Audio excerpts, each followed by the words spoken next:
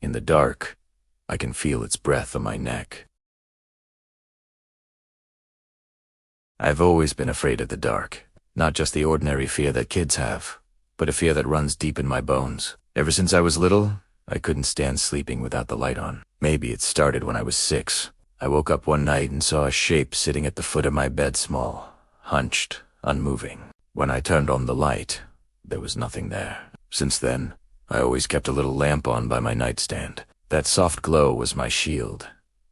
But that night, my shield was gone. It was raining outside, thunder shaking the windows. The storm knocked out the power in my entire neighborhood. I remember lying in bed, staring at the pitch blackness, my heart already pounding. At first, it was quiet, and the silence inside my room became heavy, almost alive. I pulled the blanket to my chin, telling myself to calm down. That's when I heard it. The faint creak of my mattress. Something was sitting at the edge of my bed. I froze. My breath caught in my throat. I couldn't see anything, couldn't even see my own hands, but I could feel the weight pressing down near my feet. Slowly, almost carefully, it began to crawl closer. And then, I felt it. Warm breath touched the back of my neck, and a whisper, low and trembling with excitement, said, "Finally, we're alone." Every muscle in my body turned to stone. I didn't scream. I didn't move. I just lay there, shaking, as the whisper turned into slow, wheezing laughter. I wanted to run, but I couldn't feel my legs. I wanted to grab my phone, but it was across the room on the desk. The thing shifted closer until I felt the mattress dip right beside me. I could hear it breathing, deep and wet, like someone drowning. And then fingers. Long, thin fingers brushed the side of my face, tracing my jaw.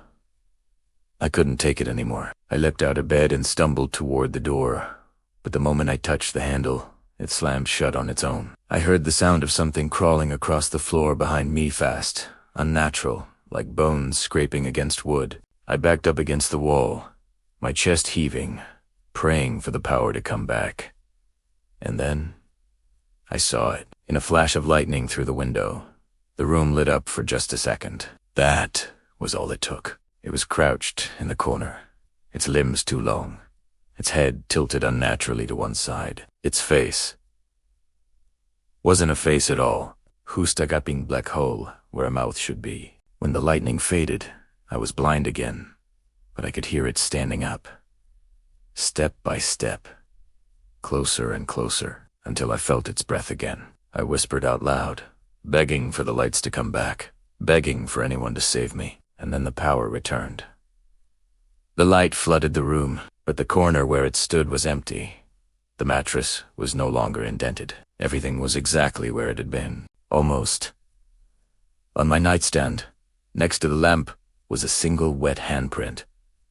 Long, thin fingers splayed across the surface, and written beneath it, in something that looked like mud or blood, were the words, "Don't turn off the light."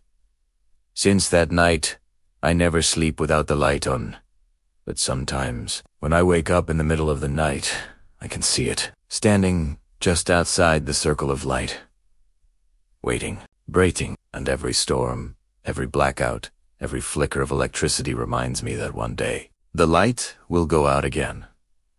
And this time, I might not wake up.